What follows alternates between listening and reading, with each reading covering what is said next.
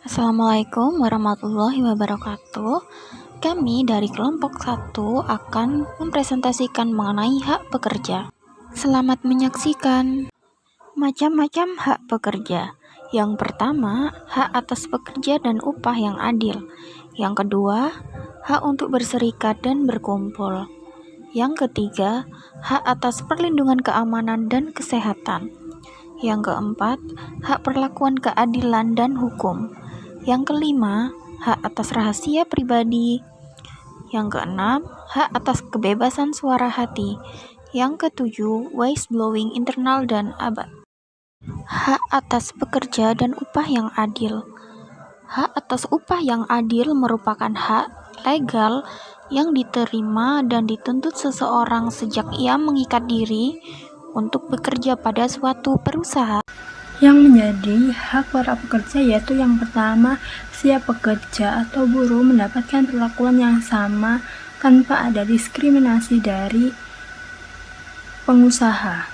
Pasal 6. Yang keenam yaitu mogok kerja dilakukan oleh pekerja atau buruh dilakukan secara sah, tertib dan damai sebagai akibat gagalnya perundingan dalam pasal 137. Yang kedua yaitu hak berserikat dan berkumpul. Kebebasan berserikat mengacu kepada hak seseorang untuk bergabung dengan suatu kelompok dan juga keluar dari kelompok tersebut secara sukarela.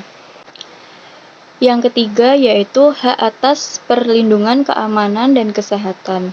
Menurut pasal 1 ayat 31 Undang-Undang Nomor 13 Tahun 2003 tentang Ketenagakerjaan, bahwa kesejahteraan buruh atau pekerja adalah suatu pemenuhan kebutuhan atau keperluan dan yang bersifat jasmaniah dan rohani, baik di dalam maupun di luar hubungan kerja yang secara langsung atau tidak langsung dapat mempertinggi produktivitas kerja dalam lingkungan kerja yang aman dan sehat. Keempat, ada hak perlakuan keadilan dan hukum. Hak ini terutama berlaku ketika seseorang pekerja dituduh dan diancam dengan hukuman tertentu karena diduga melakukan pelanggaran atau kesalahan tertentu.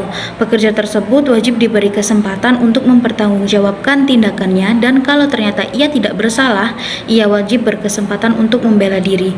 Yang kelima, ada hak atas rahasia pribadi. Karyawan mempunyai hak untuk merahasiakan data pribadinya. Bahkan perusahaan harus menerima bahwa ada hal-hal tertentu yang tidak boleh diketahui oleh perusahaan dan ingin tetap dirahasiakan oleh karyawannya. Hak atas rahasia pribadi tidak mutlak dalam kasus tertentu. Data yang dianggap paling rahasia harus diketahui oleh perusahaan atau karyawan lain. Misalkan, orang yang menderita sakit tertentu ditakutkan apabila sewaktu-waktu penyakit tersebut kambuh akan merugikan banyak orang atau mungkin malah mencelakakan orang lain. 6. Hak atas kebebasan suara hati. Hak ini menuntut agar setiap pekerja harus dihargai kesadaran moralnya. Pekerja tidak boleh dipaksa untuk melakukan tindakan tertentu yang dianggap tidak baik atau mungkin baik menurut perusahaan. Jadi, pekerja harus dibiarkan bebas mengikuti apa yang menurut suara hatinya adalah hak yang baik. 7. Whistleblowing internal. Whistleblowing internal terjadi ketika seseorang dan beberapa yang orang karyawan tahu mengenai kecurangan yang dilakukan oleh karyawan lain atau kepala bagian kemudian melaporkan kecurangan itu kepada pimpinan perusahaan. Motivasi utama dari whistleblowing internal adalah motivasi moral demi mencegah kerugian bagi perusahaan tersebut. Suatu lembaga atau organisasi memang harus menjaga sistem komunikasi internal sehingga dapat menghindari konflik fungsional maupun disfungsional. Whistleblowing internal sebaiknya diselesaikan secara internal agar tidak terjadi perembetan masalah yang dapat menjatuhkan nama instansi, lembaga, atau organisasi tersebut.